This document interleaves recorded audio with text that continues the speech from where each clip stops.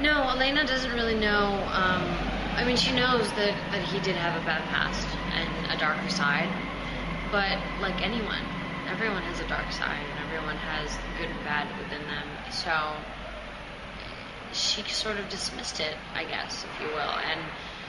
And now, in episode 303, she starts to learn about his past and learn about what kind of person he was and his lifestyle choices. And I'm going to tell you now, they weren't good. Lifestyle choices. Sounds very bad. Not good. And it's kind of scary, but she's also sort of in denial, and she doesn't, as much as she hears it and finds out about it, she doesn't want to accept it. And it's like there's a wall, like some of it comes through, but she filters what she wants to hear and what she doesn't want to hear. This is actually my favorite set. This set takes a turn because this is actually the present day set of the Speakeasy. Swanky. Yeah, so we get to there's a flashback, but when we see this set, this is not as modernized. No. This is the modernized 2011 version of the Speakeasy. So after tons and tons of flashbacks to Stefan in 1864, we're going to see him in the 1920s now. Roaring 20s. Have a new swagger to him?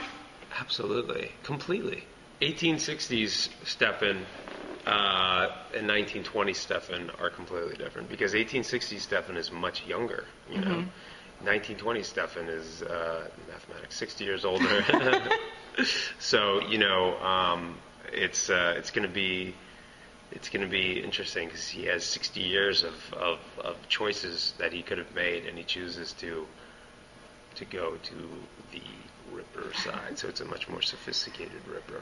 We know much more debonair. Ooh, fancy. We know that he was the Ripper. We know that he massacred villages. Are there still more secrets from Stefan's past to be discovered here? For sure. I mean, I think that every episode that flashes back reveals something. And the 1920s episode is no different.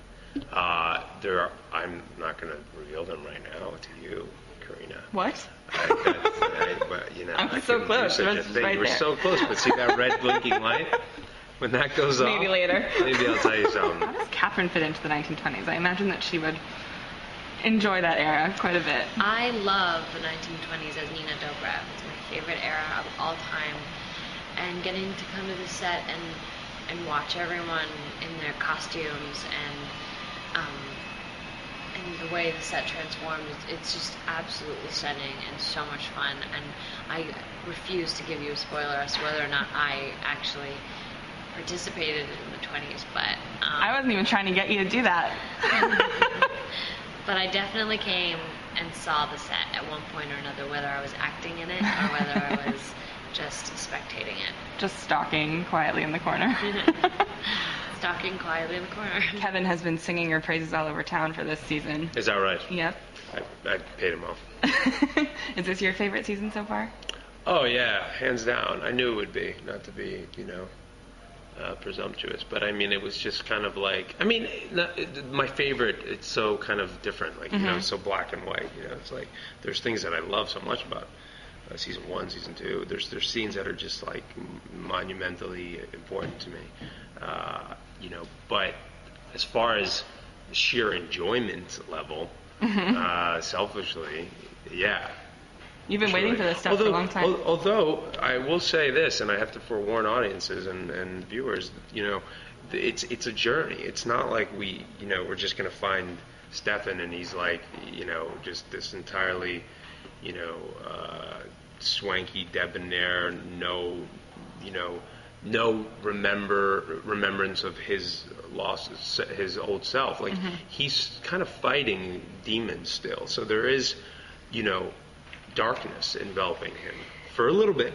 There's still that Stefan guilt. A little bit, but it sort of starts fading as the episodes continue. The first time I ever interviewed you, we were talking so much about Stefan's virtue and his loyalty, and you were you were like, I'm done with that, I'm over it. Every story needs to have a protagonist, but every story's protagonist needs to be multi-layered, and every story's hero needs to have flaw. You know, there's no such thing unless we're watching, you know, a cartoon. You know, it's an archetype. You know, but if it's a functional television series, especially one that is potentially going to go for 6 years, we need to have hills and valleys. You know, 6 years? I need at least twice that many. you know, so long my contract is. You know. What's the most challenging part of this season for you? You know, getting.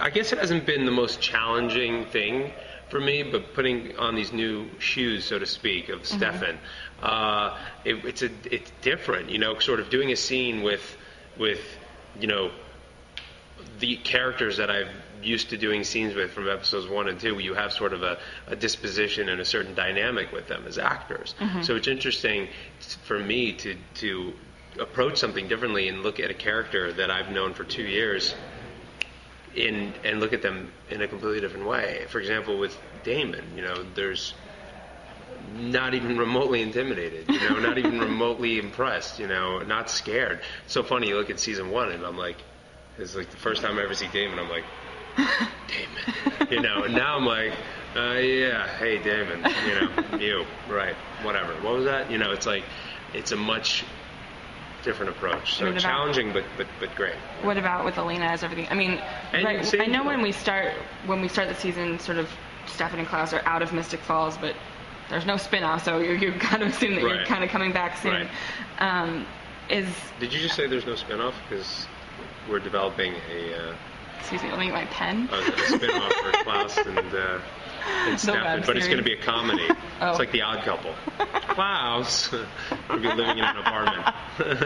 Klaus, if you get blood on the couch again. Klaus is like, Stefan's the messy one. Klaus is like, pick up your, you know, use a coaster.